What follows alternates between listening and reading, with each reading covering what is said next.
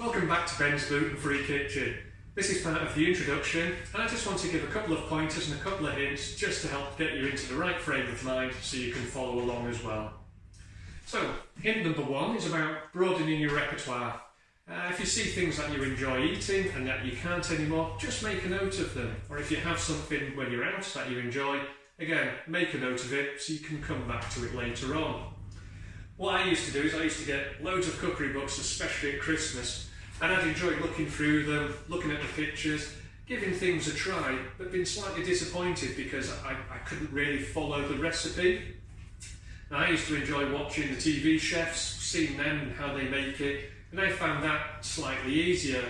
And with the advent of social media and the likes of YouTube, apps like Youngly as well, I can get more of the information about how to cook the recipe item, and I find that a lot easier. And one of the other things I try and do as well is when Jill and myself see something that we like, we'll just write a post-it note, pin it to the fridge, just to remind ourselves, and that's something that I'll give a go next time. So if you'd like, leave a note in the comments below of something that you enjoyed that you missed because it's not gluten-free, and I'll probably give it a try. Okay, hint number two. Once you've found out the things you enjoy cooking, try and stock your cupboards accordingly.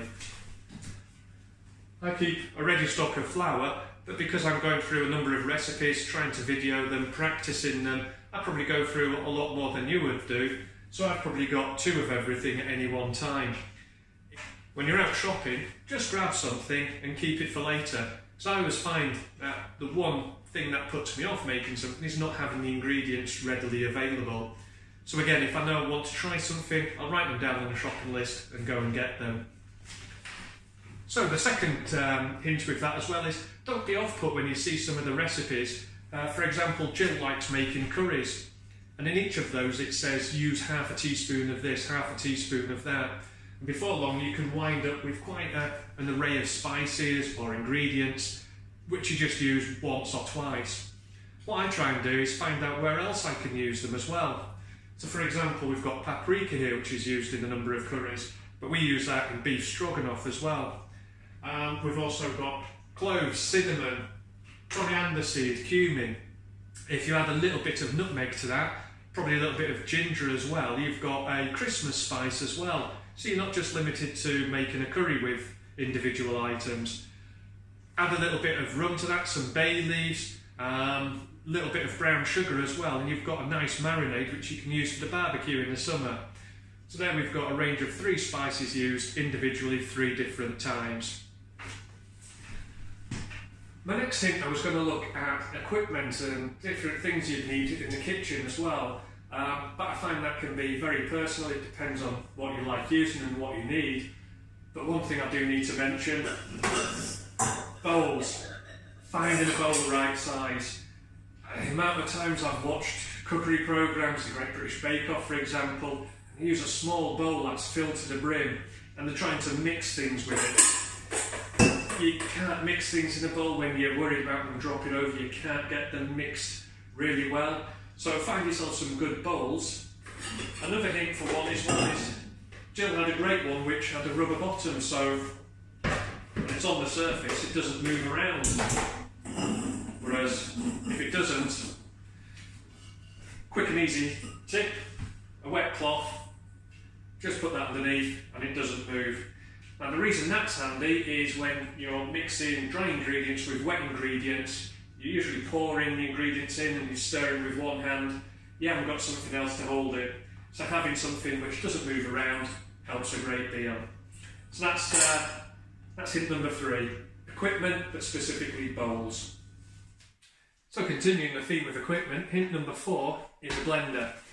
It's not that I'm lazy, it's just that I find this mixes cold butter into flour without the heat of my hands getting on them and risk melting the flour.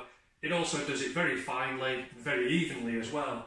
So I like using a blender, especially if I'm making pastry or any flour-based goods as well. Again, you don't have to go to the expense of buying one of the all singing, all dancing ones, unless that's what you want. I think this was quite inexpensive because at the time I got these using the Tesco vouchers and the Tesco home delivery Argos substitute. So again, didn't cost me a great deal, but it's something that I've used a lot. So, hint number 5, again with equipment. Again, as I've said, it's very personal what you have, but one thing is try and have them to hand. I've got this, it's an inexpensive rack from IKEA. It's got all the tools and utensils I need there, the knives, the mixing equipment, the spoons. Also got rolling pins up at the top as well. But again, all of the equipment that you buy and accumulate over the years would be very personal to yourself, but as long as you've got them all to hand, you're able to use them. And the final hint about equipment, hint number 6, is if you can get them, try and go for heavy cast iron. I like using these because they carry a lot of heat, they retain a lot of heat, and they give an even sort of cooking. They can also go from your hob straight into the oven, and if needed, straight to the table as well. Again, not very inexpensive. Most of the items I have I've probably bought on sale. On the likes of this big expensive pot was a bargain from Tesco's. Collect the vouchers as you spend the money with them, and you can get this on a discount. Places like TK Maxx as well seem to have these sort of cast iron pans in very, very reasonably priced. So again, don't go out and break the bank on them, because you can get some really good bargains if you look out there.